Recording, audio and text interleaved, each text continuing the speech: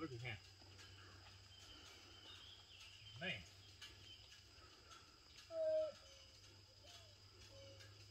This is fantastic. All right, what are you doing?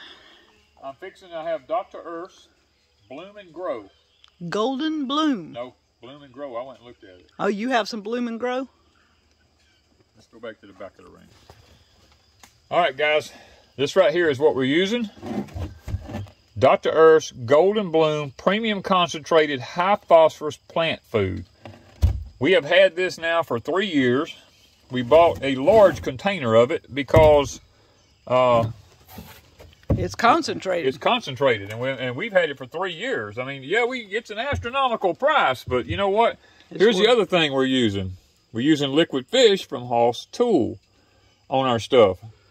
And a lot of people are throwing fits about this and that, and let me tell you something. I have never once said I don't use fertilizer.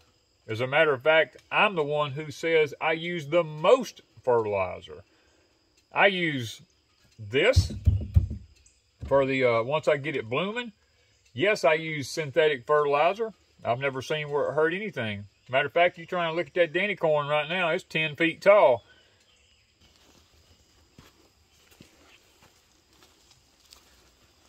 It's beautiful, isn't it? It is beautiful. I mean, you look at this. You look at that there. How tall is your corn? My corn is 8, 9 foot.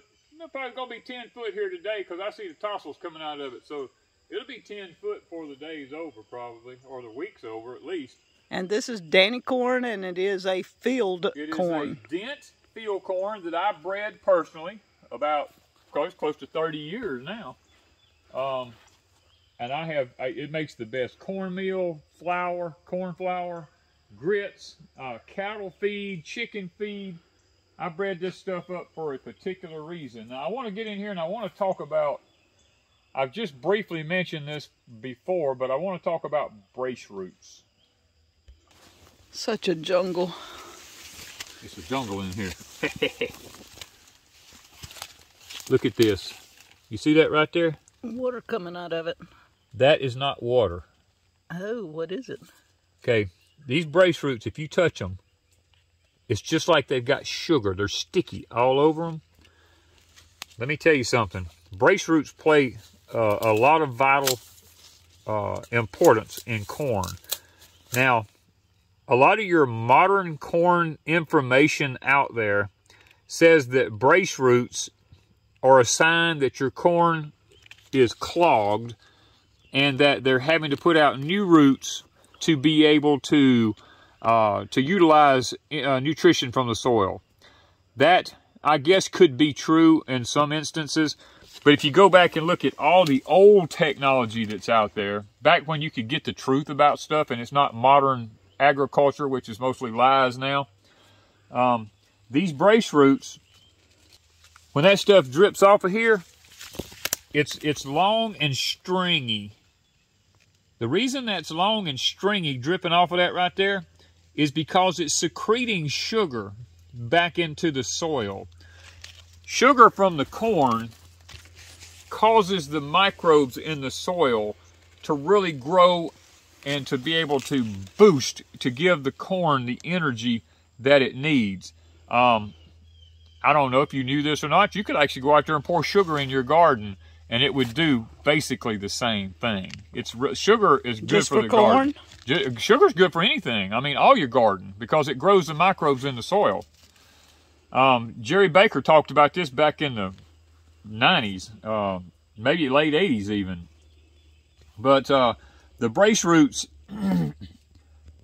you'll find in modern agriculture says it's a sign that the soil is compacted, it's unhealthy, that the plant's trying to reach out and find extra nutrients because it's become clogged. Guys, when these brace roots come out, this soil is not compacted here. I'm going to tell you. This soil is loaded with nutrition. I have loaded this soil up. You can just pull it up with your hand. I mean, it's not compacted. See that? It is not compacted at all. Compacted soil, you wouldn't do that. You wouldn't do that with compacted soil. I'll even pull this leaf off here where you can actually see this better. See, the ants are coming up on it because of the sugar in it. Now, these brace roots are reaching out for vital nutrients in the soil. Now, I'm going to use a word, and everybody's going to go ballistic over this word, but corn needs, or all vegetables in the garden need lots of copper. And what's happening is these brace roots are going out, and those sugars from this plant is causing the microbes in the soil to produce and to just reproduce abundantly, making micronutrients available to this corn, predominantly copper, because copper is what makes corn stalks where they're flexible. It's what makes any plant flexible. Copper is what makes the muscles in our bodies flexible. Copper is the reason we have a lack of copper is why we have heart attacks. Copper, a lack of it in our bodies, why we have gray hair.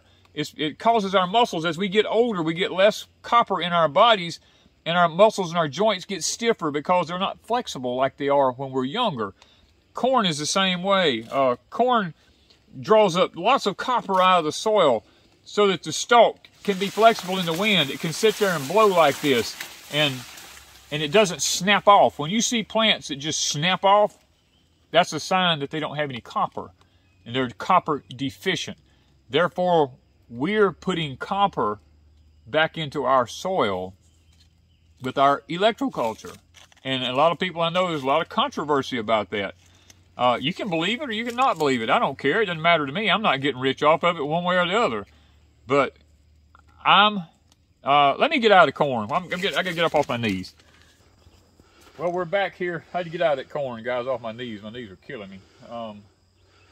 I'm getting here this morning. I'm getting ready to fertilize everything. I have Dr. Earth's Bloom or Golden Bloom in this. And yes, I fertilize everything I have. I fertilize the heck out of it.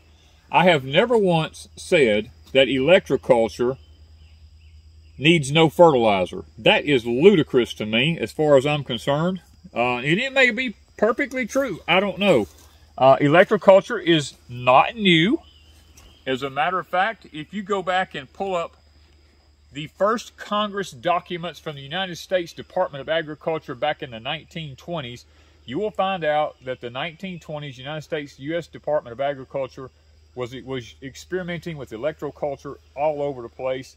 And yes, people goes, yeah, but if it was a big deal, big ag would have it all. No, chemical companies stepped in and forced it under the rug because of kickbacks, because they wanted their products to sell.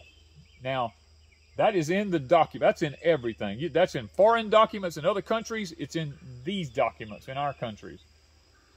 Now, I'm going to fertilize my tomato plants. I'll fertilize everything the same. I don't show partiality to nothing. I am not one who doesn't believe in fertilizer. I use organic fertilizers. I use synthetic fertilizers. I use animal manures whenever I get the right kind to use on my crops. Like rabbit. Like rabbit, stuff like that. I don't use any pesticides. I will say that. I personally do not use any pesticides on nothing I have. What I use, somebody's going to ask me, well, your squash, what do you do for squash borers? This right here, Dr. Earth Golden Bloom, right here, stinks like heck. That is the nastiest smelling mess in the world. I pour that, like I got it mixed up right here. Squash bugs, vine borers, all that kind of stuff. I take it, I pour it right around my plant. And this one has a copper rod? Yes. Yes, they have copper rods. All of them have copper This one rods. doesn't. This one does. This one right here does. All these This do. one and that one does. They're all in right here. And you see how pretty, and the striped means that that's the variegated leaves. That's variegated. That's not not mildew. mold or mildew. Now, You can see the difference here. This one doesn't have a copper rod. It doesn't have the stripes, and the leaves look are at the not. size of the plant. Look at the size compared. You can't argue. Look at this eggplant we were going to give up on right here. One little teeny. You guys remember the other day this little eggplant was only like this tall and the bugs kept eating it off? We put the copper coil beside it, and yes, look here. You see that? Danny's using fertilizer, y'all. How about that? And we do have some bugs that are eating on stuff. These little Little flea beetles. Well, he flew, but anyways. That's a flea beetle. But they're not eating it up. These are the mystery tomatoes that was in the high tunnels. Look at this tomato, how it grew. And it's producing like crazy. I mean, look at this. From that simple little bitty, and look at this one. This one even that you That's said the you one I wouldn't said give we it. didn't think was even going to make it. It's going. Look at these. Look at all these. And yes, you see me, I'm pouring fertilizer around my stuff. And I'm doing it equally. Look at this. Look at this. I'm pouring it around. I don't hold back. These are doing amazing. They're blooming, so I'm putting a high phosphorus concentrate around them because I believe plants need it. Our soil is deficient in everything. That's why we come back in here and do this stuff.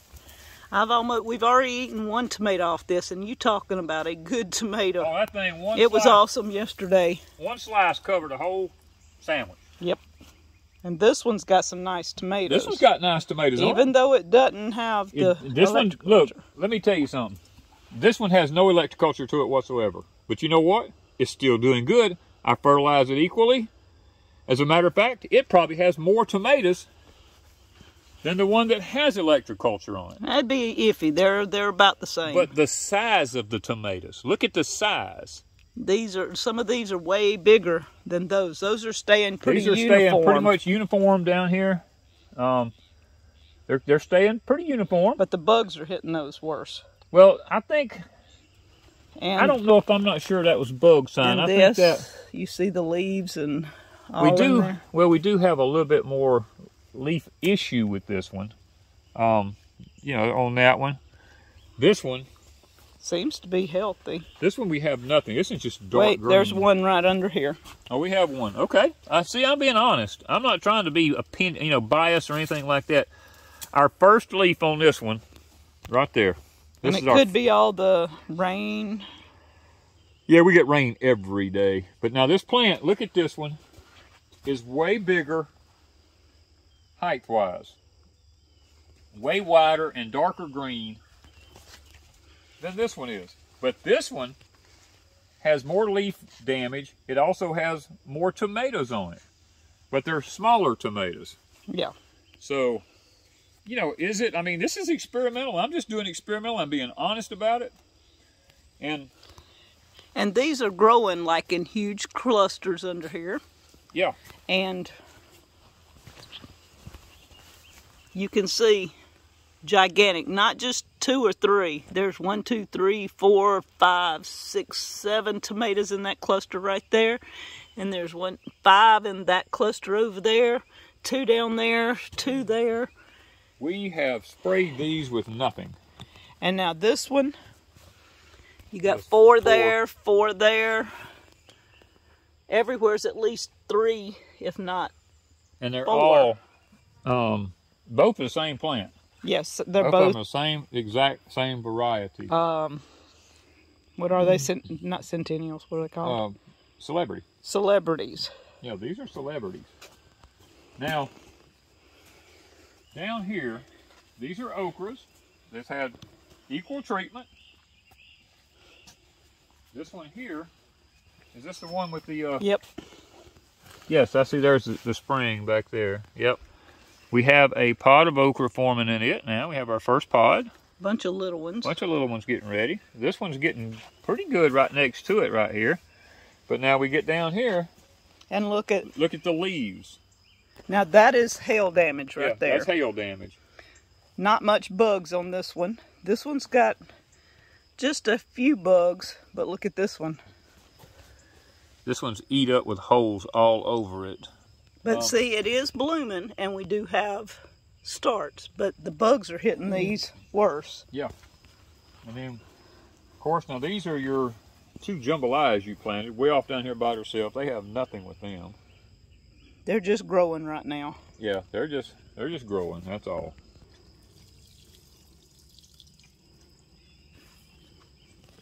I got where my actual root system is. There it is.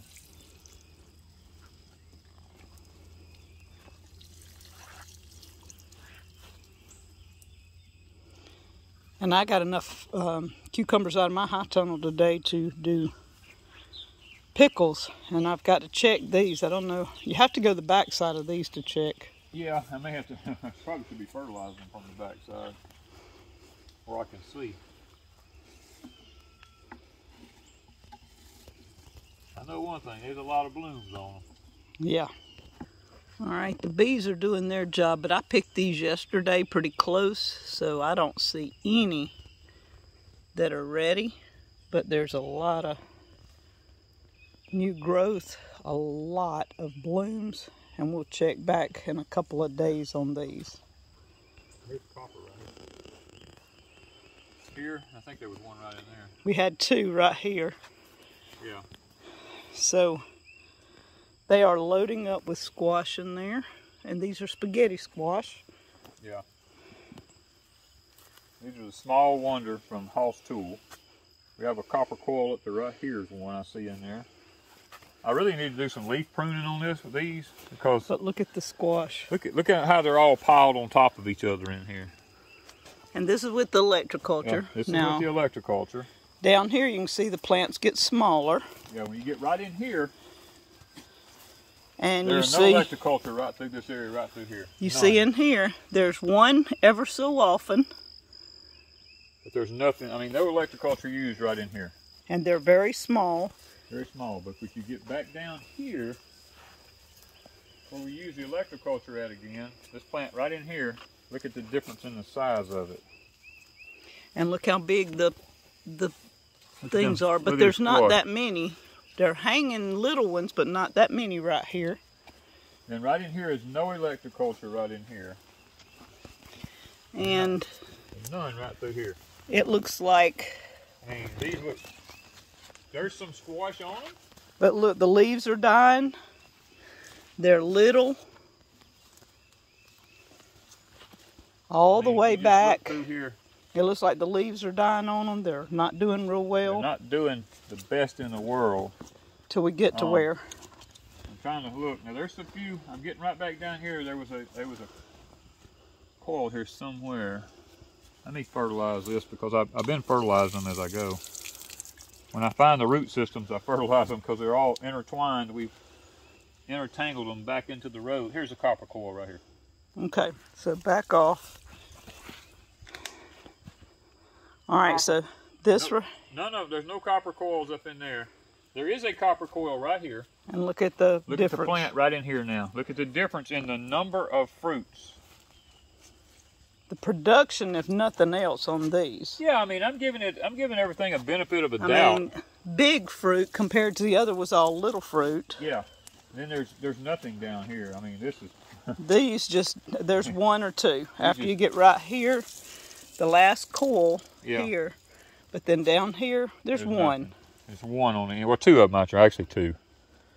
But the plants look bad. The plants look horrible. Now, even these you've got to prune because there's a lot of leaves. Yeah, I usually prune them, but I haven't pruned But them.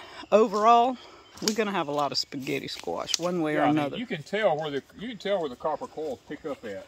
Right down from this point here on, you can tell where they pick up at. Now, we didn't put any around any of the cucumbers out here. No. And people's wondering about the grass. Let me tell you something, what the Bible has to say about that. There comes a point in gardening where you get tares in with the wheat. And if you uproot the tares, then you uproot the wheat. And you just don't, there comes a point you don't weed because you'll do more damage to the roots of the plant than you do if you just leave it. And then when it comes harvest time, then you take the weeds up with it. I mean, that's scriptural. That's actually in the Bible. So that's what we do. We are not out here actively now at this point. It would be senseless for me to try to come through here and get all this grass out of the middles of the roads. I would do more damage to my plants. As a matter of fact, in our extreme heat, it probably will be beneficial for the squash to lay in the grass and where the sun doesn't bake it quite as bad as it would if it was just laying on the hot soil.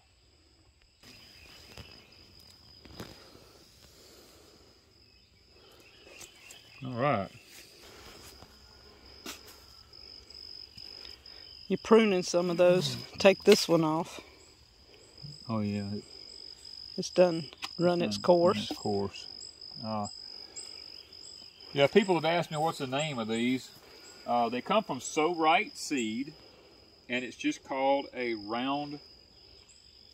small round zucchini. No, it's just called round zucchini. Round zucchini. Okay, I mean it's just a round zucchini. I mean that's all. There's no name on it as far as a particular name.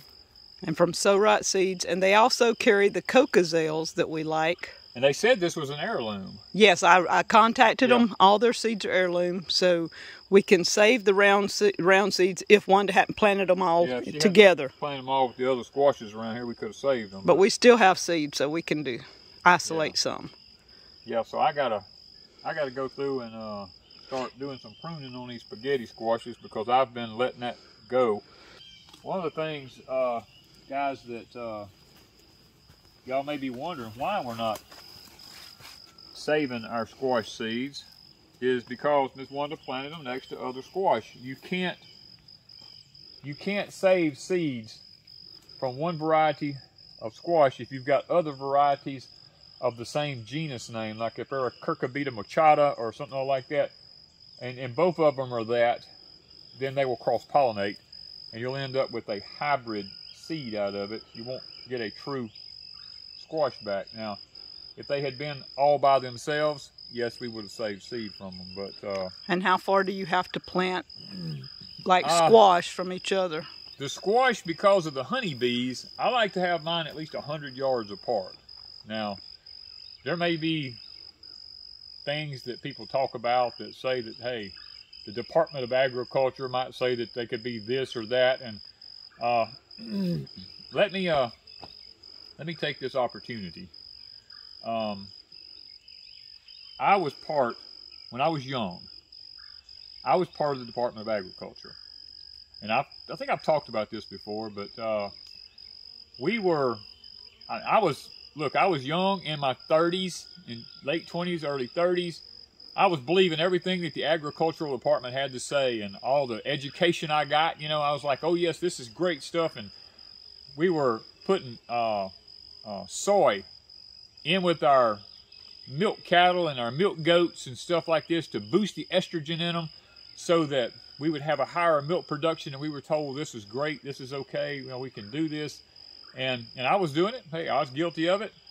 We were told we could spray with this, we could spray with that, you know, on our crops. I was into the truck farming business. I mean, I was producing produce for these companies and growing like crazy, using chemicals on this and chemicals on that and doing this and doing that. And we were told by the Department of Agriculture, this is great, you know, no problem with it, and that's not going to hurt anything. Well, I grew up, okay? I got older, started doing some research and realized that the Department of Agriculture had agendas behind it. And all the education that I got on all this stuff, because I was in the cattlemen's associations and I was in all kinds of agricultural things, I believed it. And that's why when people send me links to other YouTube channels of these younger people putting out these videos debunking this or debunking that because they have an education in this and they have a degree in that, it kind of brings a little bit of humor to me, because I'm like, I was that guy. Years ago, I was that person. And you could not have told me anything any different, because I believed that the education that I got was 100% accurate. Of course, as I got older, I realized that not everything that I was taught was actually true. So I don't fault these young people for doing what they're doing, the millennial group or whatever you want to call them. I'm not saying anything bad about millennials, but the younger group or the younger age that's coming up that has been taught in these colleges and stuff like this by agricultural degrees and all this kind of stuff, I don't fault them, because I was that person. And of course, when I got older, I grew out of it and I realized, uh-oh, I've been taught wrong all these years. At some point, most people come to the realization that a lot of the stuff they've been taught, you know, all of it has agendas behind it. It's whoever's funding the study. You know, I don't fault people, because they just don't know. And I'll be honest, I was in my 50s. And one day I was sitting there I got out of all this agricultural stuff. I got out of all the cattlemen's associations. I got out of all that stuff, and I sit back and I said, you know, maybe it's time I start doing my own research. And I started digging up into past history. We're talking about back in the early 1900s up to about the mid 1900s, around the World War times and stuff like that, when the country really needed to have production. And the documents that I read back there, especially on milk production and stuff like this, they contradict themselves today. Back then they were talking about, oh, milk was stored at 55 degrees until it could be brought down to 36 degrees. It was perfectly safe. But, and the documents today state that milk you've got like 1 hour from the time you do it till it needs to be brought down to 36 degrees before it's safe, and never drink raw milk. And then turn right around and read in their letter later on down, they go, well, drinking raw milk is the best beneficial gut probiotic that you can get, and all this kind of stuff. They just contradict themselves all over the place. So be careful about what you hear, what you read. Now, I mean, I've been doing this for 40 years. Now, with me, it's not about what I hear or what I've studied or what I've been taught. It's about what I've experienced. Because y'all have heard me say that here where I live at, I moved 3 hours north of here and tried to garden, and the techniques I used here didn't work there. There's microclimates. There's differences in soils. There's differences in everything. Like at Deep South Homestead, my corn like that, first windstorm, blow it over. You know why? Because it's a sandy soil. This is a heavy soil here. This soil here is very heavy. It's very, it's not sandy. And, you know, I mean, it's just a deeper, richer soil over here. And it's not loose and where wind can just blow stuff over. Because here lately, it's been windy. Guys, I don't know if y'all been paying any attention to this, but this year, it's like March never went away. I mean, every afternoon we have heavy winds. Not to say that this won't blow over, because it could still blow over. I mean, last year, y'all saw my Danny corn got up to be like 12, 14 feet tall and started tossing and died in a week. You know what I mean? The phenomenons can happen. I mean, so don't ever say something won't happen, because there's a possibility that it could happen. So guys, I got to finish pruning these before the sun gets on me here. It's starting to come over the edge of these trees here, and get this taken care of before it gets too hot, because we've been having heat indexes in the 110s and 111 degree ranges. And of course we get a rain every afternoon, and it cools back off to 65 in the morning, which is horrible for the plant structure, for the cell structures of the plants. Because they don't know if it's hot or cold. They can't make their mind up, because there's a 30, 40 degree fluctuation in differences in temperatures. Now, I did say heat index. I did not say the actual temperature. The actual temperature is around 90 degrees. So guys, let me get busy and see if I can't get this taken care of before that sun gets on me. Thank you guys from Deep South Homestead.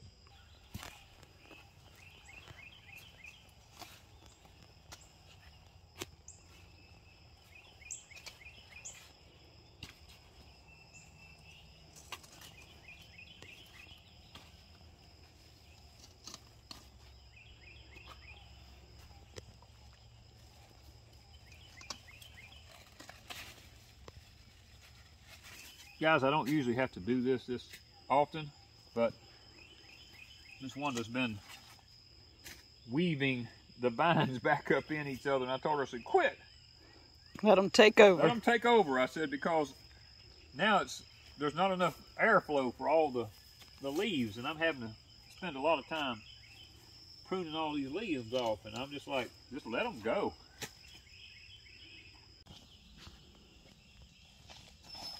Danny pruned all the squash, so they're looking better. Good.